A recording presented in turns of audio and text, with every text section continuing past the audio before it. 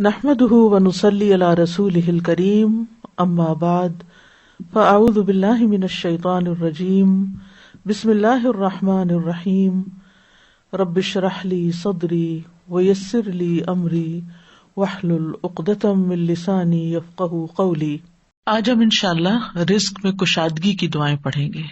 اللہ تعالیٰ نے انسان کو پیدا کیا اور پیدا کرنے کے بعد یوں ہی چھوڑ نہیں دیا، بلکہ انسانوں کی ضروریات بھی پوری کی، انہیں رزق عطا کیا، انہیں زندگی بسر کرنے کے اسباب بھی فراہم کیے۔ سورۃ الروم میں اللہ تعالیٰ فرماتے ہیں، اللہ الذی خلقکم ثم رزقکم ثم یمیتکم ثم یحییکم هل من شرکائکم من یفعل من ذلکم من شیء سبحانہ وتعالی عما یشرکون۔ اللہ وہ ہے جس نے تمہیں پیدا کیا ہے، پھر تمہیں رزق دیا ہے، پھر وہی تمہیں موت دے گا، پھر وہی تمہیں زندہ کرے گا۔ کیا تمہارے شریکوں میں سے کوئی ہے جو ان کاموں میں سے کچھ بھی کرے، یعنی زندگی دے اور رزق دے یا موت دے؟ وہ پاک ہے اور بہت بلند ہے اس سے جو وہ شریک ٹھہراتے ہیں۔ تو اللہ سبحانہ تعالیٰ رازق ہے اور اس کی صفت الرزاق بھی ہے، یعنی بہت زیادہ رزق دینے والا۔ اس نے آسمان و زمین کی تخلیق کے وقت ہی زمین کے اندر معیشت اور رزق کے وہ سارے سامان رکھ دیے تھے جس کی زمین والوں کو ضرورت تھی۔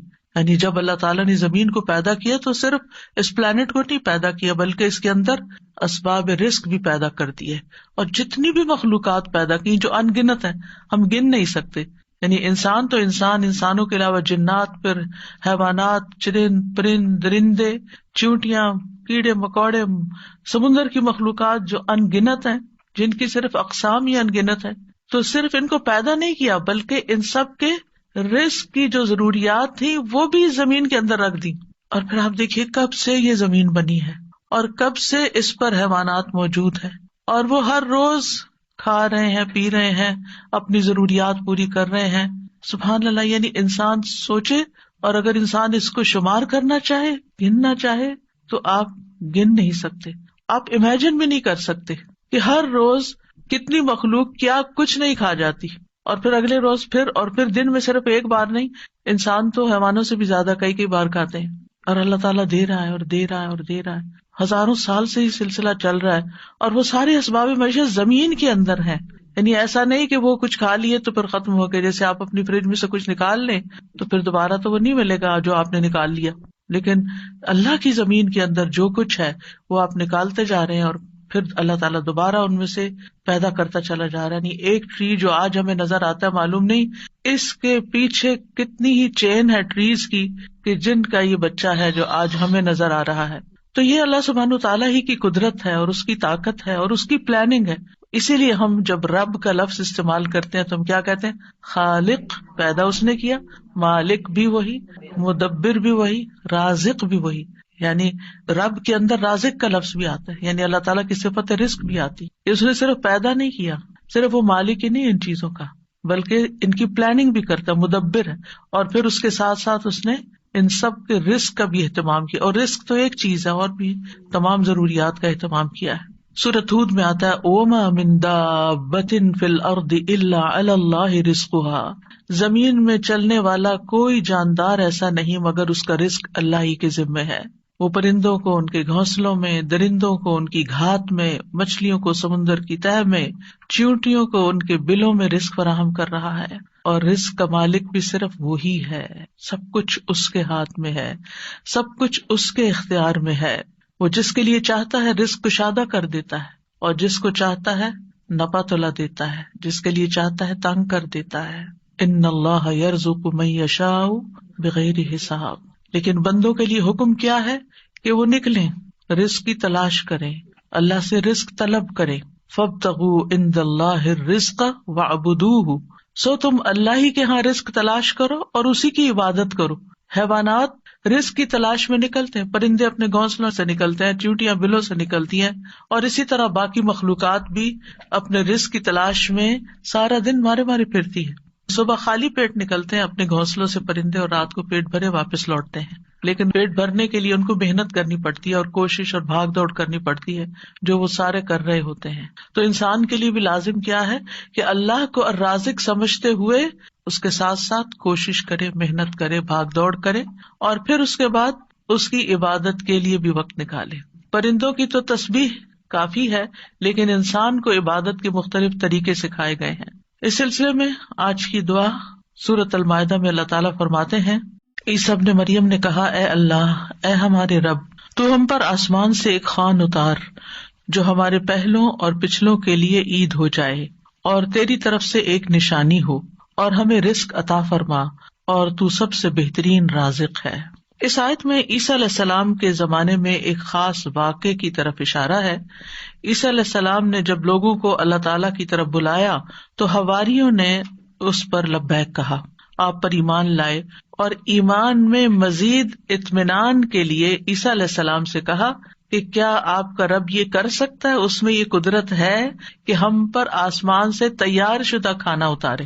یعنی ویسے تو اللہ تعالیٰ زمین سے رزق دے ہی رہا ہے، تو ہم چاہتے ہیں کہ وہ آسمان سے ہمارے لیے کھانے کے لیے ریڈی ٹو ایٹ ہمارے لیے ایک خوان اتارے، یعنی پورا دسترخوان نیچے آئے. تو عیسیٰ علیہ السلام نے انہیں اس مطالبے سے روکا اور اللہ سے ڈرایا، کیونکہ یہ ایک طرح کا معجزہ تھا، اور معجزہ طلب کرنے کے بعد اگر کوئی شخص اللہ تعالیٰ کی بات نہیں مانتا تو پھر اس کی سزا بہت سخت ہے. لیکن حواریوں نے اپنے مطالبے کی 3 وجوہات بتائیں کہ ہم کیوں چاہتے ہیں کہ ہمارے ساتھ ایسا ہو. ایک یہ کہ ہم فکر معاش سے آزاد ہو کر یکسو ہو کر اللہ کی عبادت کریں. دوسرے یہ کہ ہمیں یقین حاصل ہو جائے کہ آپ جو کچھ ہمیں کہہ رہے ہیں کہ یہ اللہ کی طرف سے ہے وہ بالکل سچ ہے، حقیقت ہے، اور اللہ واقعی ہر چیز پر قدرت رکھتا ہے. اور تیسرے یہ کہ جب وہ دسترخوان نازل ہو تو پھر ہم سب خوش ہو جائیں. ظاہر ہے کہ اللہ کی طرف سے جو کھانا آئے گا تو اس کا تو پھر کیا ہی لطف ہوگا اور کیا ہی اس کا حساب ہوگا. تو ہم اس دن کو پھر خوشی کا دن بنا لیں، ہماری عید کا دن بن جائے، اور پھر ہم آئندہ بھی اس دن کو یاد رکھتے ہوئے ہر سال عید منایا کریں. جب ان کا یہ مطالبہ سنا تو عیسیٰ علیہ السلام نے نہایت عاجزی کے ساتھ اللہ رب العزت سے دعا کی. لوگوں کا یہ مطالبہ اللہ تعالیٰ کے سامنے پیش کر دیا اور اللہ تعالیٰ سے دعا کی کہ لوگوں کو غیب سے رزق عطا فرمائے جو ان کے اگلوں اور پچھلوں کے لیے ایک یادگار خوشی کا دن بن جائے، اور یہ ایسا معجزہ ہو کہ لوگ اپنی آنکھوں سے دیکھ لیں کہ کس طرح آسمان سے اترا، یعنی وہ زمین کے رزق سے پھر مختلف چیز ہو. کیونکہ زمین کا رزق تو سب اپنی آنکھوں سے دیکھتے ہیں، جو کچھ زمین پیدا کرتی ہے اور جو سمندر سے اور مختلف سورسز سے ہمیں رزق حاصل ہوتا ہے، لیکن یہ جو آسمان کا رزق ہے obviously یہ زمین کے رزق سے مختلف ہوگا، تو اس سے ہمارا ایمان بڑھ جائے گا. تو عیسیٰ علیہ السلام نے عرض کی، قال عیسی ابن مریم اللہم ربنا. آپ دیکھیے دعاؤں میں یا اللہم آتا ہے یا ربنا آتا ہے. یہاں عیسیٰ علیہ السلام نے دونوں صیغے استعمال کیے ہیں. اللہم ربنا یعنی حواریوں کا مطالبہ قبول کر کے اللہ سبحانہ وتعالیٰ سے نہایت عاجزی کے ساتھ دعا کی کہ اے اللہ، اللہم اے اللہ، ربنا جو ہمارا پالنے والا ہے، جو ہمارا رب ہے. اور اس سے یہ بھی ظاہر ہوتا ہے کہ عیسیٰ علیہ السلام اپنے آپ کو نہ اللہ سمجھتے تھے، نہ اللہ کا بیٹا، اور نہ ہی رب سمجھتے تھے، بلکہ وہ اللہ سبحانہ وتعالیٰ کو یا اللہ اور یا رب کہہ کے پکار رہے تھے. تو اس سے کیا ظاہر ہوتا ہے کہ وہ خود رب نہیں تھے، اور نہ ہی وہ اس کے قائل تھے، اور نہ ہی وہ کسی چیز میں اپنا کوئی اختیار سمجھتے تھے. اور پھر یہ بھی دیکھیے کہ حواریوں نے عیسیٰ علیہ السلام سے یہ کیوں کہا کہ آپ دعا کریں. اگر وہ انہی کو رب مانتے ہوتے تو انہی سے مانگ لیتے.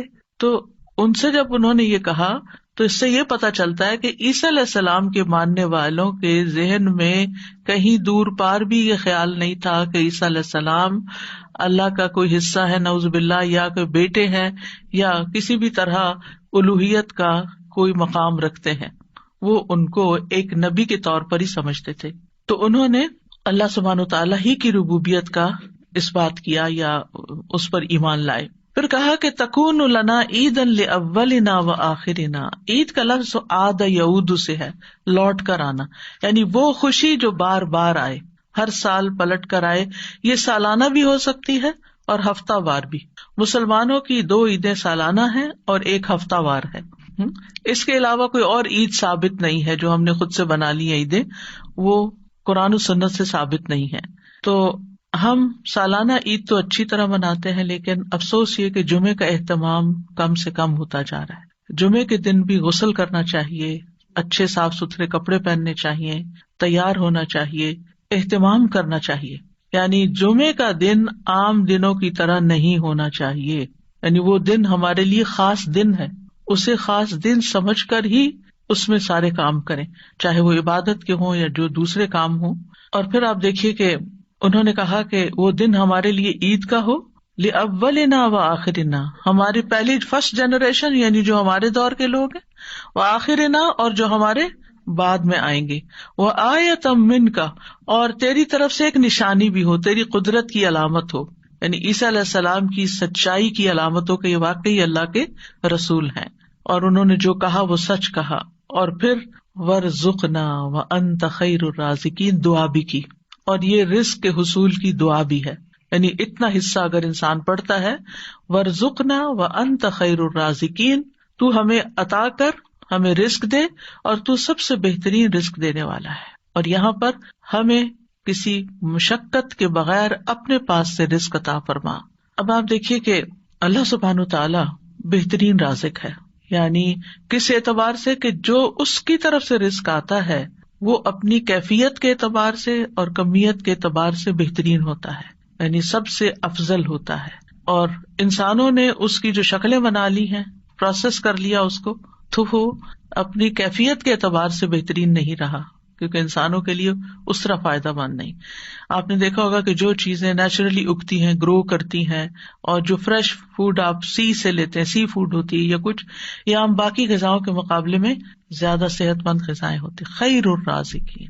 اور اس لیے بھی خیر الرازقین کہا گیا اللہ تعالیٰ کو کہ لوگ اگر اللہ تعالیٰ کی نافرمانی بھی کریں تو بھی وہ ان کو اپنا رزق دیتا ہے، وہ کفر بھی کریں، اس کا انکار بھی کریں، اس سے ناراض بھی ہوں، پھر بھی رزق دیتا ہے۔ لیکن بندوں میں سے جو کسی کو رزق دیتے ہیں وہ ایسا نہیں کرتے، حتیٰ کہ ماں باپ بھی اگر دیکھتے کہ بچے بات نہیں مانتے تو ان سے کنارہ کش ہو جاتے ہیں۔ آپ جہاں جاب کرتے ہیں، جاب نہیں کریں تو آپ کو کوئی سیلری نہیں دے گا۔ انسانوں کا معاملہ یہ ہوتا ہے، لیکن اللہ سبحانہ وتعالیٰ آپ عبادت کریں یا نہ، آپ نماز پڑھیں یا نہ، آپ روزہ رکھیں یا نہ، وہ آپ کو کھانے کو دیتا رہے گا۔ تو اس دعا سے یہ پتہ چلتا ہے کہ انسان جب دعا کرے تو بہت عاجزی کے ساتھ دعا کرے اور اللہ تعالیٰ کو اس کے بہترین ناموں کے ساتھ پکارے۔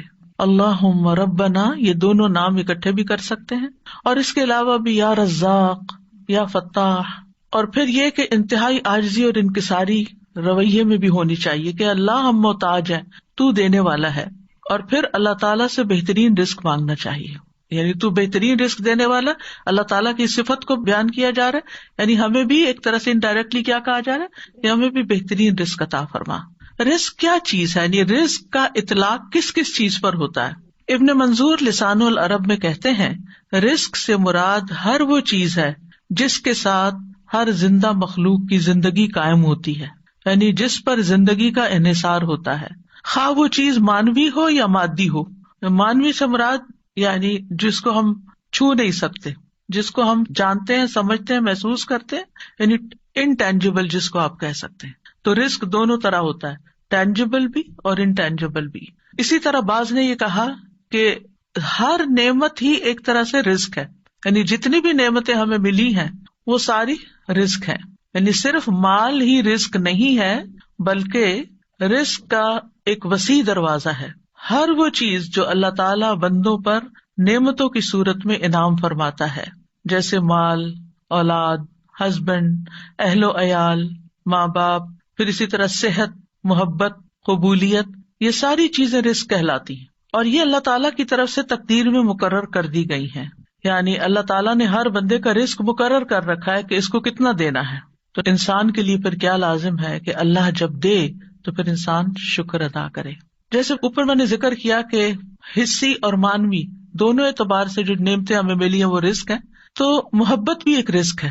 حضرت عائشہ کہتی ہیں میں نے نبی صلی اللہ علیہ وسلم کی ازواج میں سے کسی پر رشک نہیں کیا سوائے خدیجہ رضی اللہ عنہا کے، اور میں نے حضرت خدیجہ کو نہیں دیکھا، یعنی ان کو زمانہ نہیں پایا۔